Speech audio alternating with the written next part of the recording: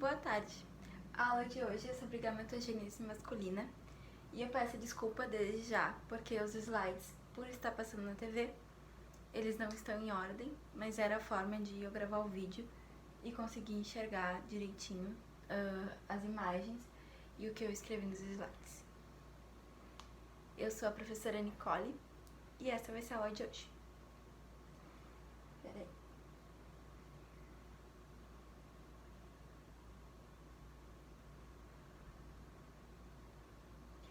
Então, para começar, a gente tem que entender o que é gametogênese masculina. Bom, gametogênese é o processo de produção de gameta, e a gametogênese masculina é o processo de formação do gameta masculino, que é o espermatozoide. Para isso, a gente tem que entender dois processos básicos da divisão celular, a mitose e a meiose, e as suas diferenças. Então, a mitose, ela acontece com todas as células humanas. Todas as células humanas realizam a mitose, tanto as somáticas quanto as germinativas. Já o que se diferenciam da mitose e da meiose é que a mitose, quando ela realiza, ela forma células iguais, não há troca genética, o que acontece na meiose. Que a meiose, ela só acontece com células germinativas, só acontece com gametas, que é o que a gente vai estudar hoje. E por isso que é tão importante esses processos. Então, a mitose e a meiose. Como eu já disse, a mitose acontece em células somáticas e germinativas, ou seja, somáticas é todas as outras células que não são as reprodutivas, que não são os gametos femininos e masculinos. E já a meiose acontece somente em células germinativas. A mitose ela tem apenas uma divisão por ciclo e a meiose tem a meiose 1 e a meiose 2. E a principal diferença delas é que na mitose acontece a separação das cromátides irmãs e já na meiose acontece primeiro a separação dos cromossomos homólogos e depois na meiose 2 acontece a separação das cromátides irmãs. E a principal diferença, a que dá originalidade, ao que dá a diferença entre as células no final na meiose, é que na mitose não acontece o crossing over na prófase. Já na meiose 1, acontece o crossing over. O que é o crossing over? O crossing over é o processo que há a troca genética, ou seja, no final da meiose vai originar 4 células e as 4 células vão ser diferentes. Isso não acontece na mitose. Na mitose, todas as células que são originadas por meio de mitose são iguais à célula-mãe. Então, como eu já havia falado, na mitose resulta 2 células filhas, na meiose 4 células filhas. E na mitose, as células filhas são geneticamente iguais às células mães, e na meiose todas as células são diferentes entre si. Na mitose, as células são diploides, as células filhas são diploides, já na meiose são haploides, por isso que gametas são haploides. Então, quando começa a gametogênese masculina no corpo do homem? Ela inicia-se primeiro na mãe, na 8ª semana de gestação. Ela começa na 8ª semana de gestação. O nenê, ele basicamente, o menino, né? Ele basicamente tem seus testículos como cordões seminíferos e células germinativas e células de sertório. Então, essa célula de sertório, ela tem a capacidade de produzir o hormônio antimuleriano, o AMH, que esse hormônio, ele suprime o desenvolvimento do sistema reprodutor feminino, para que assim o hormônio HCG, que é o hormônio da gonotrofina cariótica humana, produz as células de Leydig e inicia-se a produção de testosterona. Com o início dessa produção de testosterona, pode-se dizer que dá o início da formação do sistema reprodutor masculino. Como depois do parto, o menino, né, ele perde a sua fonte de HCG, né, que é a mãe. Porque ele perde e ele tem a degeneração das células de Leydig, ele para de produzir até a pré-puberdade, até a puberdade, seu hormônio de testosterona. Mas na pré-puberdade, tem as glândulas adrenais iniciam a produção de andrógenos, que fazem com que cresçam as primeiras células germinativas primordiais, que são as espermatogônias, que elas são 2N e 2C. E na puberdade, então, é quando inicia-se a produção de testosterona e quando o homem inicia a produzir espermatozoide, e ele só vai parar de produzir espermatozoide na sua morte. Ele tem, então, é quando a hipófise, né, libera o hormônio LH, que é o hormônio luteinizante, e as células de Leydig são diferenciadas das células mesenquimais e começa a produção de testosterona.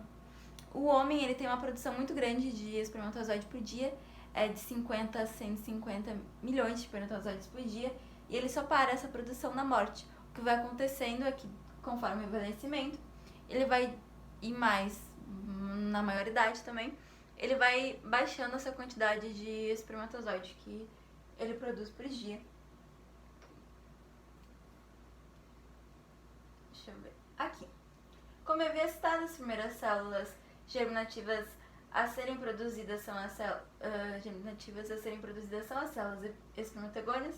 Elas são encontradas na base dos tubos seminíferos, que são os arranjos de células germinativas. Elas têm dois tipos, o tipo A e o tipo B. O tipo A, elas são células-tronco e elas fazem mitose até a sua morte. Já o tipo B são as células A que passam pela mitose e depois passam pela meiose, e elas são estimuladas pelo ácido retóico, que vem da vitamina A. Então, para a gente entender a espermatogênese, a gente tem que ver o processo de mitose e meiose. Então, como eu havia dito, a tipo A das espermatogônias, elas passam pela mitose. Já chega no tipo B, as espermatogônias, e elas chegam na interfase da meiose, na meiose 1, elas sofrem a duplicação do seu DNA. Então, ela está com o DNA duplificado. Então, quando chega Então, quando ela duplica esse DNA, a espermatogônia, na interfase da meiose 1, que acontece a duplicação do DNA, ela vira o espermatócito primário. Então, ela está agora com 2N, 2C, e no final da meiose 1, quando chega aqui na meiose 1, no final dela, então na prófase da meiose 1, a espermatócito primário, ela já passou a ser espermatócito secundário. Então, o espermatócito secundário passa toda a meiose 2, e no final da meiose 2, na prófase da meiose 2, ela vira a espermátide. Só que então, como eu disse que a espermatogênese é o processo que forma o espermatozoide, e no final da meiose 2 a gente tem formado espermatozoides, precisa passar por um novo processo, que é a espermatogênese, que pega a espermátide e transforma a espermátide em espermatozoide. Esse processo é chamado de espermiação.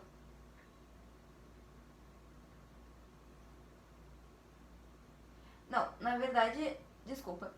A espermátide, quando vira espermatozoide, o processo é chamado de espermatogênese. Só que quando o espermatozoide ele é concluído, ele é formado, acontece o processo com ele, que é a espermiação, que é a liberação desse espermatozoide para o tubo seminífero, que vai ser usado quando ele estiver pronto, aí ele vai ser usado. Então, agora que a gente já viu mais ou menos como acontece a gametogênese masculina, a gente vai ver basicamente saber um pouco mais sobre o testículo, que é onde acontece a gametogênese. Então, ele tem a forma oval, ele tem mais ou menos 4,6 centímetros de comprimento e 2,6 centímetros de diâmetro. Ele é localizado na bolsa escrotal e ele é envolvido por uma túnel albuginha e vaginal e uma dupla camada de mesotélio. Então, a gente vai identificar, foi essa a intenção até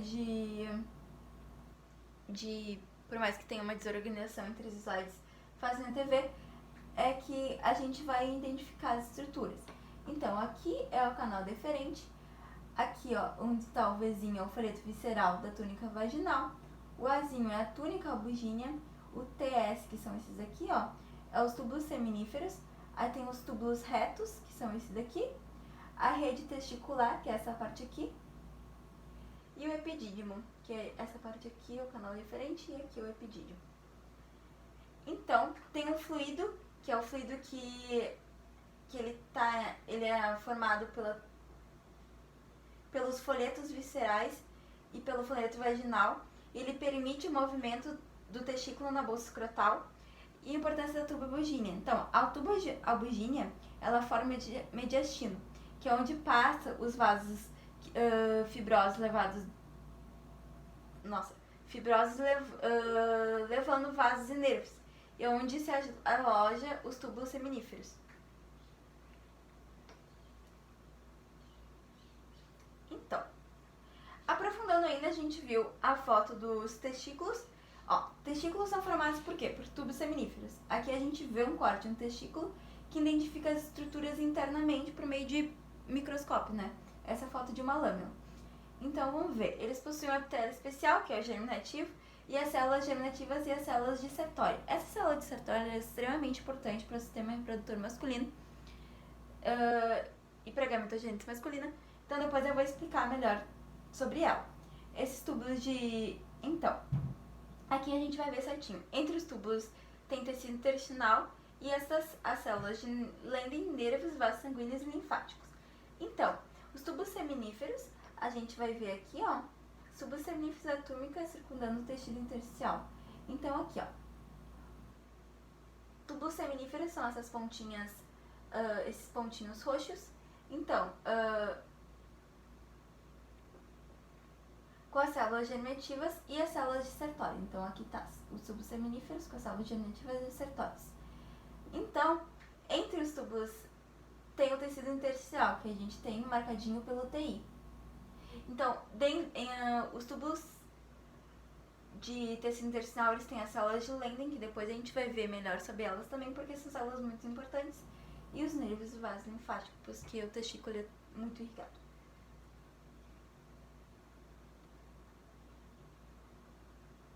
Qual que eu tava? Não.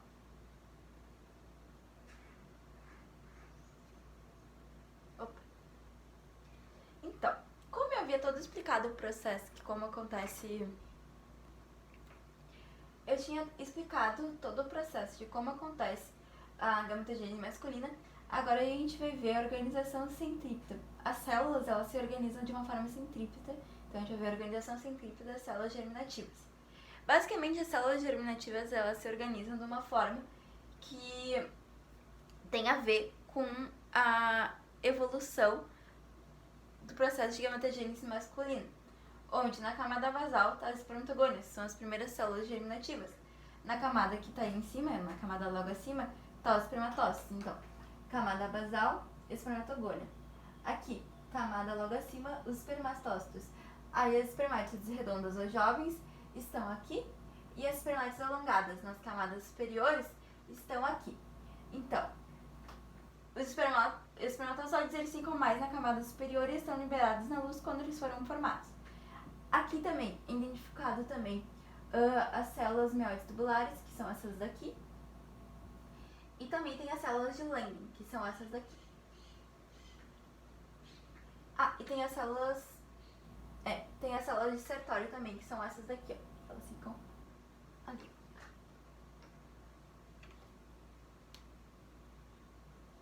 Como eu havia dito, de que a gente ia explicar mais sobre a célula de Sertório, a célula de Sertório, ela é a principal célula para o funcionamento e regulação do sistema masculino. Então, como eu já havia dito, a célula de Sertório, ela desempenha diversas funções em toda a gametogênese masculina. Ela fica localizada no epitélio seminífero, como eu já havia mostrado no slide anterior, onde ela fica localizada. Ela é muito importante, por quê? Porque ela possui receptores para o hormônio FSH, ela tem receptores nucleares para andrógenos, que andrógenos são hormônios sexuais. Ela regula a espermatogênese devido às suas funções GAPs, que nutrem as células germinativas do epitélio. Produz substâncias como a proteína de ligação do andrógeno ADP, ativina e inibida. Secreta o fluido testicular, o fluido que leva o espermatozoide para fora do testículo. Ela forma uma barreira Hematesticular, que faz a proteção da espermatogênese. Ela faz essa proteção fazendo que micromoléculas, ela não deixa que micromoléculas que não deviam estar ali, fiquem ali. Então ela faz essa proteção. E ela realiza a fagocitose e digere os restos citoplasmáticos. Então a gente pode ver que realmente a célula Sertoli, ela tem uma grande importância na gametogênese masculina. E aqui a gente pode ver mais certinho a célula de Sertoli no microscópio eletrônico. Então aqui está a mióide perimular, aqui, e a célula de Sertoli é essa daqui, ó, que está aqui. E aqui também, como eu tinha falado, uma das funções da célula de Sertoli é a fagocitose do corpo residual pela célula de Sertoli, que aqui dá pra ver, ó, aqui, ela sendo fagocitada.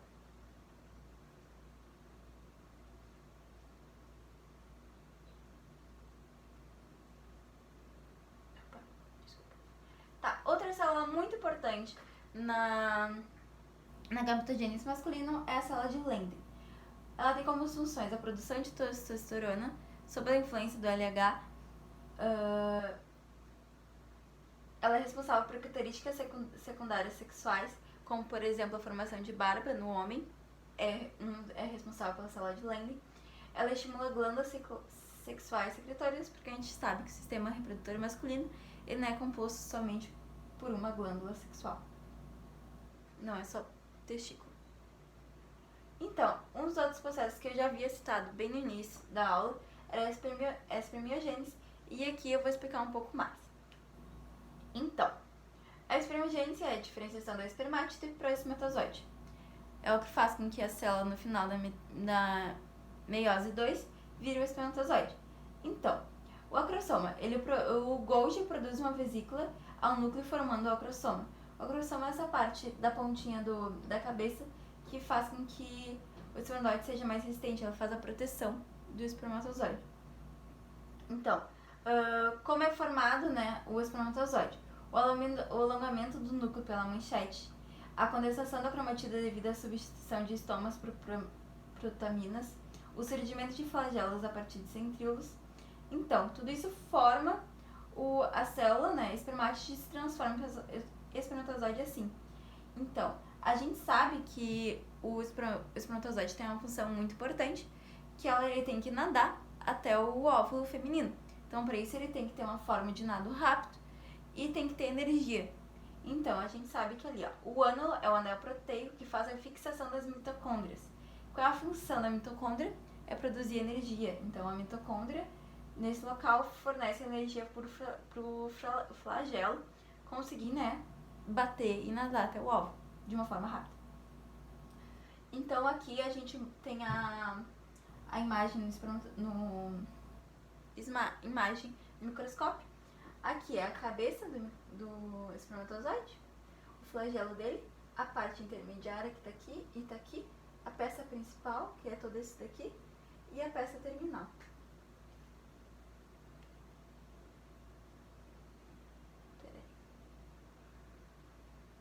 Então, tem vários fatores que afetam a espermatogênese.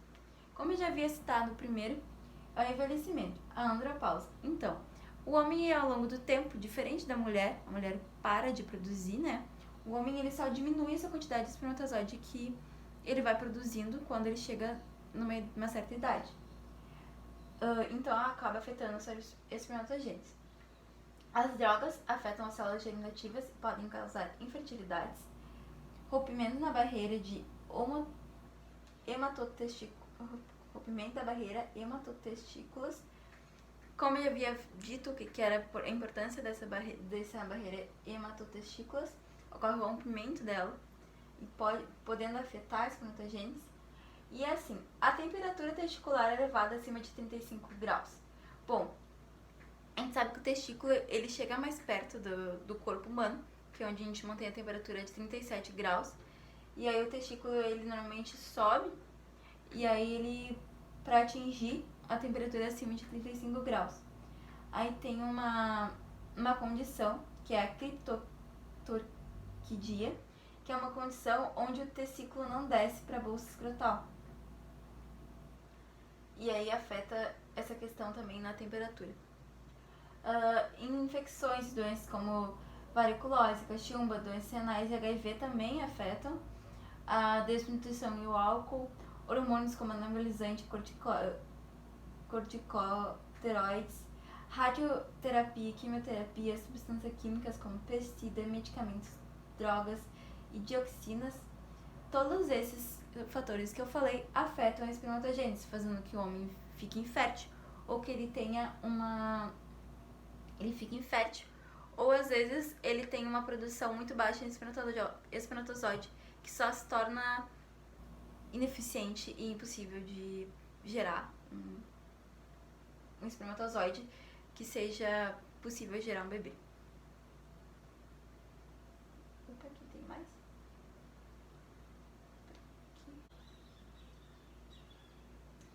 Então, isso é mais um ponto importante de ser falado, que é o controle da espermatogênese por apoptose.